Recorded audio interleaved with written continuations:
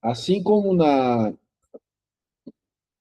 multivariada, o que a gente vai ver aqui é só um cheirinho do que é a não paramétrica. Só que, diferentemente da multivariada, não vai ter uma disciplina de Paulo de não paramétrica.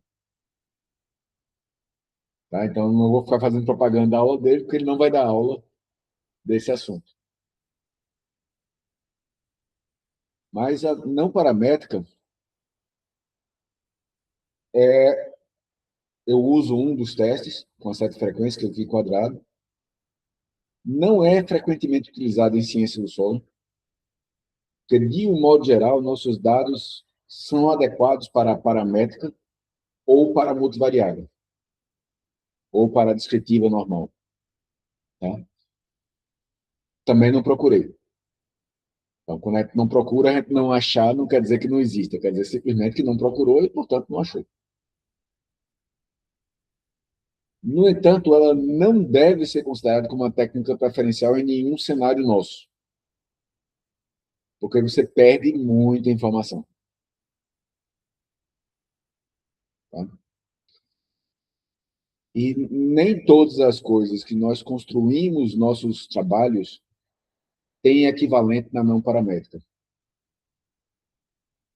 Por exemplo, você consegue fazer o equivalente a um DIC ou a um DBC, mas só se for em tratamento simples. Se for um fatorial, você não tem nada equivalente. Eles não têm o equivalente a um teste de comparação de médias, propriamente dito. E por aí vai. Por outro lado, se por alguma razão seus dados não permitem a paramétrica e você não consegue torturar, ou melhor, organizar suficientemente os dados para a paramétrica ser válida, aí quem não tem cão caça com gato. Se não dá para fazer a paramétrica, é melhor fazer a não paramétrica do que não fazer PN. Tá? Mas é mais ou menos esse o nível de prioridade que você vai dar. Se não conseguir fazer mais nada, aí você apela para a ignorância e faz a não paramétrica. Ok?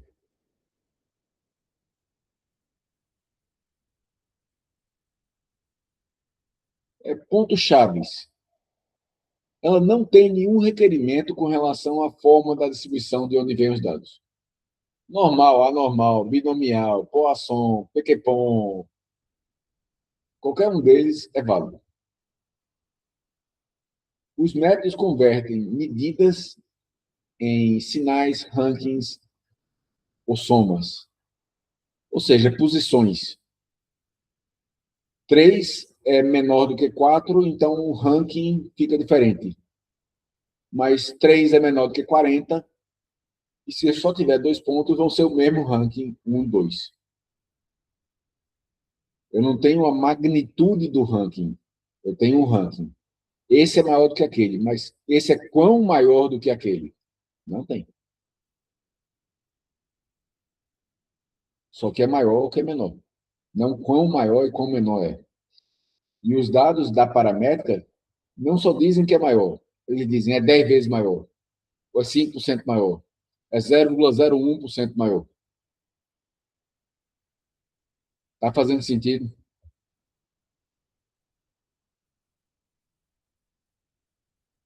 Os métodos não paramétricos podem trabalhar com dados ordinais.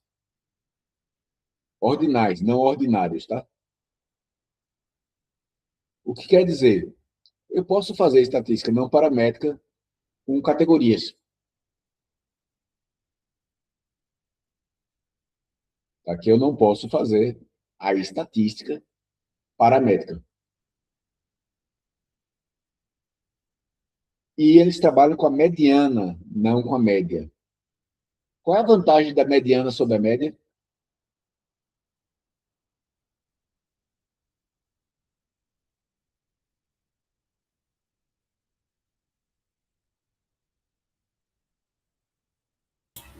Ela não é afetada pelos outliers. Não é afetada por outliers. Como é uma medida posicional, a variabilidade interna dos pontos afeta muito menos a mediana do que a média. Isso é uma grande vantagem da mediana. Qual é a desvantagem da mediana?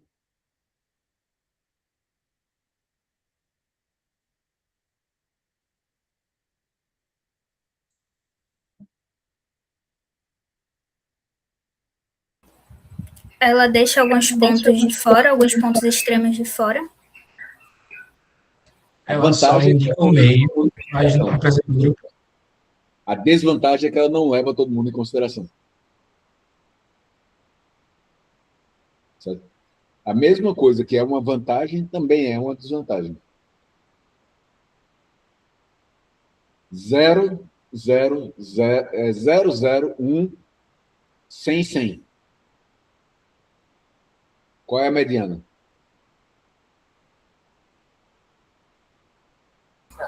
Zero. Não. 0, 0, 1, 100, 100. Qual é a mediana? A mediana é 1. Eu tenho 2 pontos abaixo de 1 e 2 pontos acima de 1. 1, 1, 1, 1 e 1. Qual é a mediana? 1. O fato de eu não levar os extremos em consideração é uma vantagem e é uma desvantagem. Porque eu tenho duas amostras completamente diferentes com exatamente a mesma mediana. As médias seriam muito diferentes.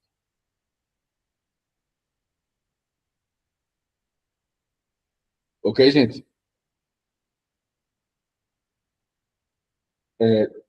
Em função disso, como você trabalha com a mediana, como você não tem uma dependência da distribuição estatística, os métodos não paramétricos aceitam melhor outliers, dados com tendência e amostras pequenas. Em compensação, tem menos poder estatístico. Tem alguma forma que a gente só ganhe com alguma coisa?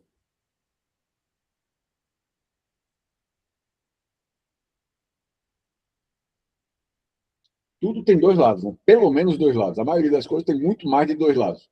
Mas pelo menos dois lados sempre tem. Tem o pró. Diga, Daniel. Professor, eu sempre escutei que a não paramétrica não tem poder estatístico. O que isso, na realidade, quer dizer? Quer dizer que os meus dados, eles não vão explicar a maioria do que acontece na realidade? Não. Quer dizer que vai ser mais difícil de você conseguir entender o que está acontecendo. Quanto mais poder estatístico tem, mais fácil você ver as diferenças. Como você tem menos poder estatístico na não paramétrica, vai ser mais difícil de você diferenciar as coisas. Vamos pegar um exemplo diferente. Quem é que tem mais poder estatístico? Um experimento com 100 repetições ou um experimento com 4 repetições? Eu com 100. Se houver uma diferença com 100 repetições, é muito mais provável que eu identifique a diferença do que somente 4. Correto? É a mesma lógica. Eu posso ter uma diferença real e não conseguir ver porque o não paramétrico tem um poder estatístico menor do que a paramétrica. Por isso que ele não é uma ferramenta, não é a primeira ferramenta que você vai procurar. É aquela ferramenta que você vai procurar depois de ter feito tudo que você podia para usar uma ferramenta mais poderosa. Está fazendo sentido agora? Não quer dizer que se houver uma diferença, você não vai conseguir ver com a não paramétrica. Você pode ver. Se eu usar um não paramétrica para diferenciar um elefante de um boi, porque a única cor que eu podia usar era não paramétrica, eu vou conseguir ver a diferença. Agora, eu talvez não consiga ver a diferença de um elefante indiano para um elefante africano. Enquanto a paramétrica veria a diferença entre os elefantes. Por isso que não é uma ferramenta para você começar por ela. Certo? Exceto quando você sabe que o tipo de dados é a ferramenta que faz sentido.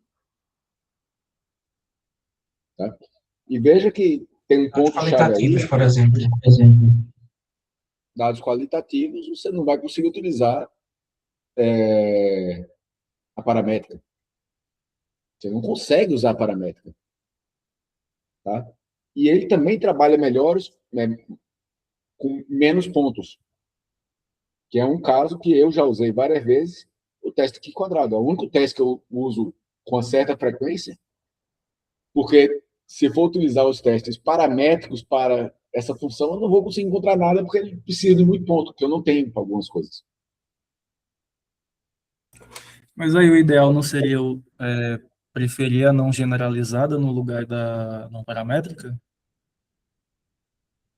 Em questão de Sim, poder até estatístico? se o problema, se eu sair do modelo geral para o modelo generalizado, o modelo misto, o modelo generalizado, resolver é o que eu devo fazer. Só que às vezes nem assim vai. Sabe? Às vezes seus dados são tão mal comportados que nem dando pisa nele resolve. E aí é paciência. É aquela ferramenta que você. É bom você conhecer a ferramenta e torcer para nunca precisar usar. Mas saber que está lá no fundo do baú, todas as ferramentas estão em cima dela. Você só vai usar aquela ferramenta depois de tentar todo. Vai tirando ferramenta e ferramenta para ver se resolve. Quando nenhuma resolve, é melhor ter essa ferramenta do que simplesmente sentar e chorar.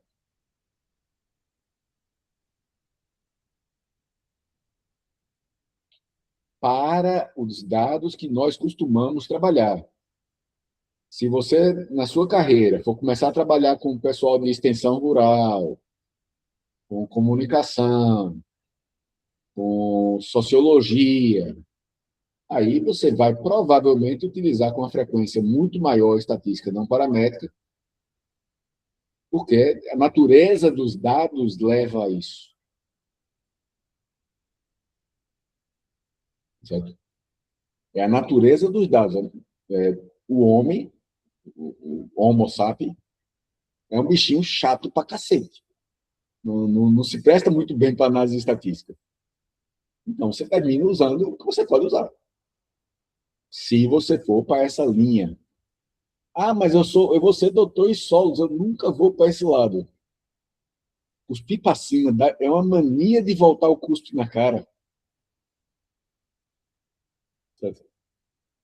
Que é preferível evitar fazer. A gente não sabe o que vai trabalhar. Ou melhor, eu já sei o que eu vou trabalhar. Né?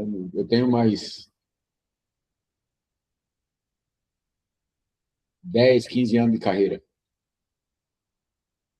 Minha expulsória vai ser daqui a 16 anos, se não mudarem o prazo daqui para lá. Então, eu já tenho uma ideia bem razoável que eu nunca vou trabalhar com esse tipo de análise. Mas vocês têm 40 anos pela frente. Tá? Então, não dá para saber o que é que vocês vão fazer. E repito um negócio que eu já falei em sala, se não me engano. Você, quando termina o doutorado, você sabe aquilo que você nunca mais vai trabalhar na sua vida. Certo? Que é a sua tese de doutorado. Tá? Mas você não sabe o que é que você vai trabalhar. Lembrando, vocês vão ser mestres e doutores em ciência do solo. Não é em microbiologia do solo, poluição, conservação, seja lá o que cada um estiver trabalhando. Tá? Então, é bom ter acesso ao ferramental amplo. Até aqui tá ok, gente?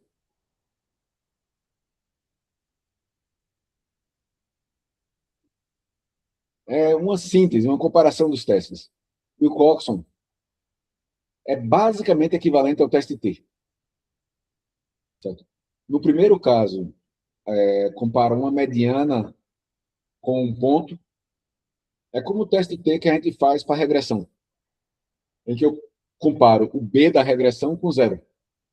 Se o B da regressão for diferente de zero, significa que a regressão é significativa. Se o B da regressão for igual, não for diferente de zero, significa que você não tem como explicar que realmente X esteja ligado com alguma variação de Y. É o único caso que a gente utiliza com uma certa frequência o TST de uma amostra. Ele também é utilizado para o TST de duas amostras dependentes, pareadas. E aí é o T pareado. O Mann-Whitney é o T, é o equivalente ao T de amostras não pareadas. Pruskal-Wallis, basicamente, a nova do Dick. O Friedman, DBC. E o Qi quadrado não tem equivalente nos paramétricos. O Qi quadrado é o Qi quadrado mesmo e estamos conversando. Certo? Porque ele trabalha com variáveis categóricas. A gente não pode trabalhar na paramétrica. Ok até aqui? Por sinal, todos vocês já fizeram o Qi quadrado na sua vida. Lembram das ervilhas? Aquele. Ervilha verde, ervilha amarela, ervilha lisa, ervilha rugosa. Aquele testezinho que vocês fizeram lá.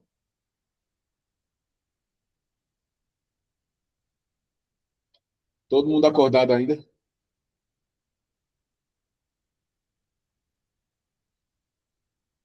Esses testes são menos potentes.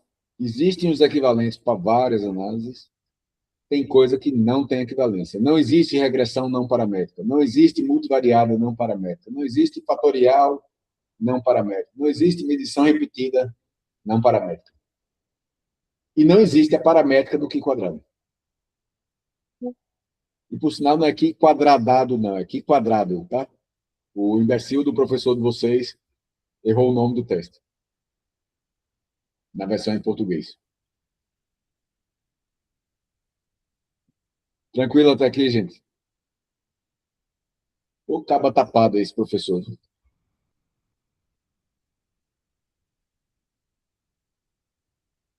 E aqui eu vou passar rapidamente os testes não paramétricos. O primeiro é o Wilcoxon, que seria um teste T pareado. Lógico que não faz sentido comparar número do esporo com log 10 do número do esporo, né? Isso aí não faz sentido. Mas a organização dos dados para o Wilcoxon exige uma variável organizada, os dados pareados, como se fossem duas variáveis diferentes, dois nomes de variáveis diferentes. Então, número esporo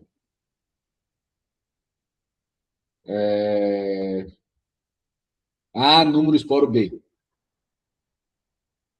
em que o número do esporo pré e pronto, população pré e pós-esterilização. Certo? Se eu tivesse medido a população bacteriana antes e depois de um tratamento de esterilização da superfície, seria população pré e população pós. Por exemplo, seriam as duas variáveis que eu usaria para fazer o teste T pareado. Ok até aqui?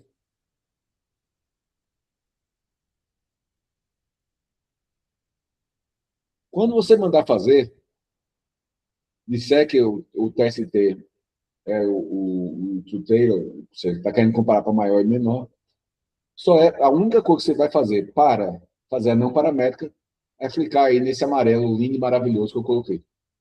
Só precisa fazer isso. O resto vai ser procedimento como se fosse o T paramétrico normal.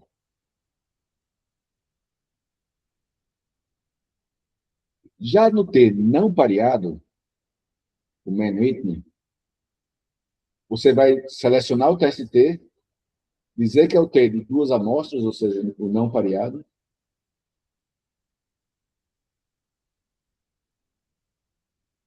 e agora marcar que quer fazer o Wilcoxon. E acabou. Ele já vai fazer automaticamente, no mesmo procedimento que ele faz o T paramétrico, ele já faz automaticamente o T não paramétrico.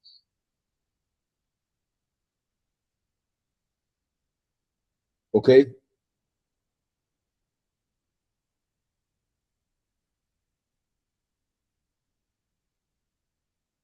A saída do Wilcoxon, nesse caso, ele comparou planosolo com luve-solo, tinha 8 pontos do plano, 9 do luve, e encontrou que a diferença não é significativa.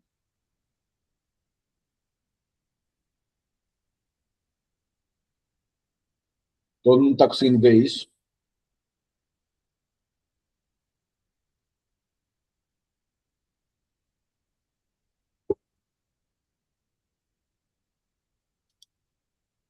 O DIC,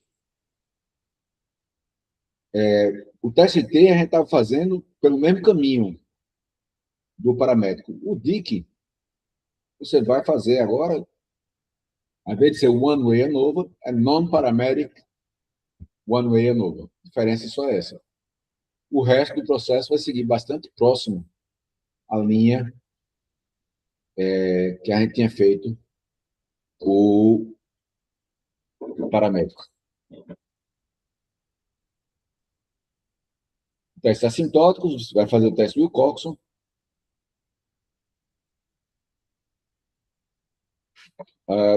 E pronto. E no DBC, esse aqui me deu um trabalho desgraçado para incluir esse, para encontrar os códigos. Ele não é uma opção direta do SAIS. Talvez o R tenha, mas o SAIS não tem. Como é que faz para fazer o Friedman? Basicamente, você vai criar uma variável de ranking. Então, os pontos vão deixar de ser pontos diretos e vão passar a ser um ranking dos pontos. Você vai criar uma nova variável, que são os rankings das alturas, nesse caso. Maior, segunda maior, terceira maior, quarta maior, e não mais as alturas. E aí faz uma análise de variância com o teste de Tucker para essa variável ranking. Não mais a análise de variância para a altura. Está fazendo sentido para vocês?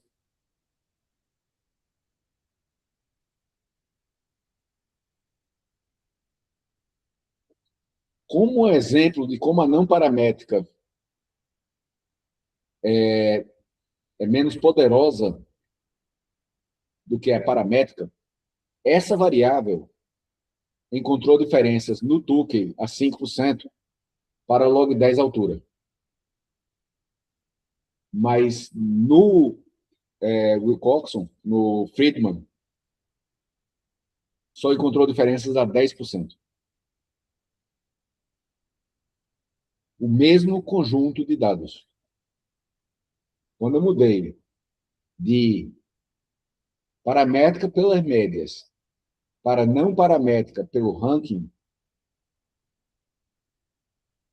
eu deixei de ver uma diferença com 5% de chance de erro e só consegui encontrar uma diferença com 10% de chance de erro. Com exatamente o mesmo conjunto de dados. E, por sinal, esses dados são reais. São da dissertação de Gladson. Tudo bem que para eu encontrar ele pela paramétrica, eu tive que aplicar a Convenção de Genebra, já estava querendo me chamar para ter uma conversa. O Tribunal do Crime de Guerra de Haia já estava chegando aqui de me chamar para ter uma conversinha lá. Mas eu ainda estava do lado legal. Um pouquinho de boa vontade. Se olhassem com muita má vontade, já iam dizer que eu passei da conta. Tá? Mas depois depuração toda dos dados, ainda assim a não paramétrica não conseguiu identificar diferenças que eu consegui ver pela paramétrica. Ok, gente?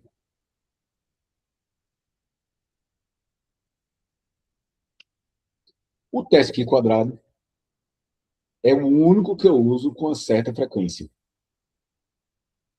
Nesse caso, contagens. Eu quis comparar a contagem de isolados em ambientes, em 4 ambientes. Se não houvesse diferença de ambientes, todos os ambientes teriam o mesmo número de isolados, concordam?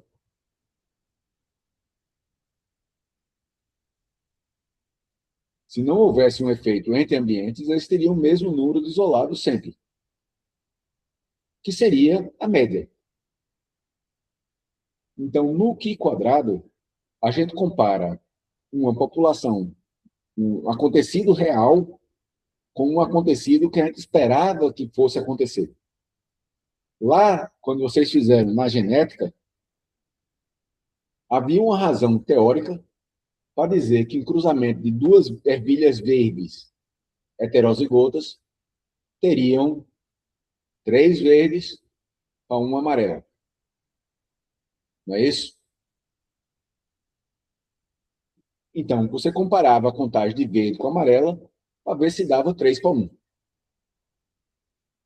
Aqui, no caso que a gente usa com uma certa frequência, a gente quer ver se tem algum efeito, então a gente está comparando a igualdade entre os ambientes. A igualdade com a média, que seria a condição que todo mundo seria igual.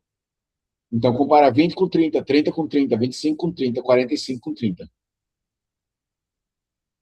Porque eu tive 120 no total, 4 ambientes, se fosse tudo igual, daria 30. Tá ok até aqui? E, nesse caso, eu encontrei que há uma diferença real entre os ambientes. A contagem, a diferença de contagem é grande o suficiente para não ser somente uma variação do acaso. E é só aí que ele vai.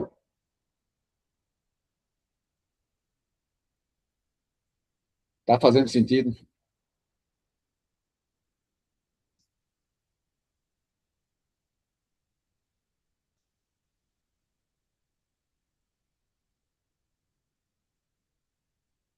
E isso acabou o que eu tinha para mostrar para vocês da não paramétrica. Como eu falei, só é um cheirinho para vocês terem uma ideia do que se trata.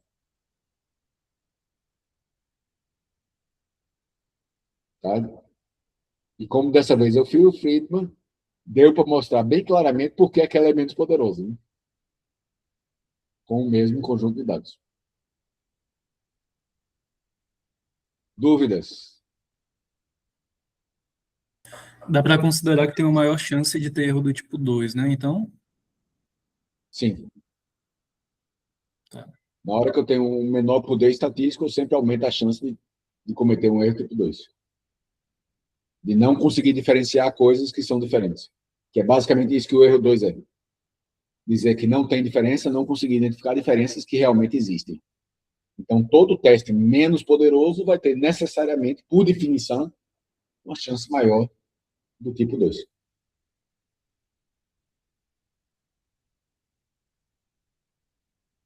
Tranquilo? Querem mais uma paradinha ou não? Acho que a gente pode seguir, professor. Por mim também, pode seguir. A gravação? O assunto está tranquilo, então acho que dá para seguir. Certo. E todo mundo está querendo